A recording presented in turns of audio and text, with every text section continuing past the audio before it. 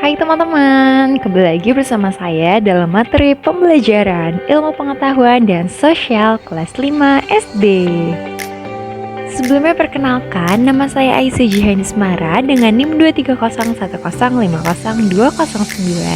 Saya dari Pendidikan Guru Sekolah Dasar Fakultas Ilmu Pendidikan dan Psikologi Universitas Negeri Semarang.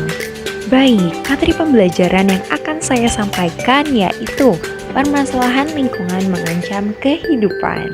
Sebelum kita masuk ke materi, teman-teman tahu nggak sih, apa sih arti daripada masalah lingkungan itu?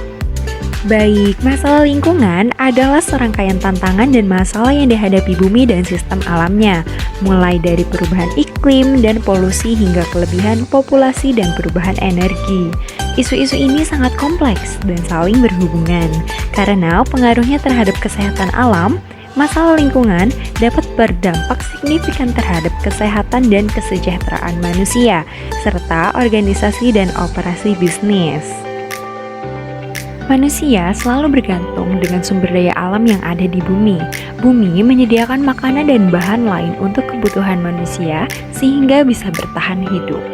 Sumber daya alam yang disediakan bumi meliputi udara, air, tumbuhan, sinar matahari, tanah, dan juga hewan. Manusia membutuhkan udara bersih untuk bisa bernafas. Air digunakan manusia untuk minum, mandi, mencuci. Tumbuhan seperti padi dibutuhkan sebagai salah satu sumber bahan pokok. Hutan menghasilkan kayu untuk kebutuhan bahan konstruksi, misalnya membangun rumah. Jika kayu di hutan terus diambil tanpa melakukan penanaman kembali, akan berakibat hutan gundul. Hutan yang gundul tidak memiliki kualitas air dan udara yang baik. Tanah mudah longsor dan habitat hutan menjadi rusak. Manusia membutuhkan kebutuhan pangan seperti ikan untuk memenuhi kebutuhan protein hewani. Beberapa orang dengan tidak bertanggung jawab mengambil sumber daya laut menggunakan racun atau bahan peledak. Kegiatan tersebut menyebabkan terumbu karang yang merupakan tempat hidup berbagai jenis laut mengalami kerusakan. Manusia juga membutuhkan sandang, yaitu pakaian. Pada era modern ini, pakaian lebih banyak diproduksi oleh pabrik. Hasil kegiatan industri seperti pabrik akan menyisakan limbah kimia yang berbahaya. Limbah tersebut harus diolah dan tidak boleh dibuang begitu saja ke sungai. Limbah bisa meracuni makhluk hidup yang hidup di sungai seperti ikan. Permasalahan lingkungan yang terus merusak bumi bisa menjadi bencana.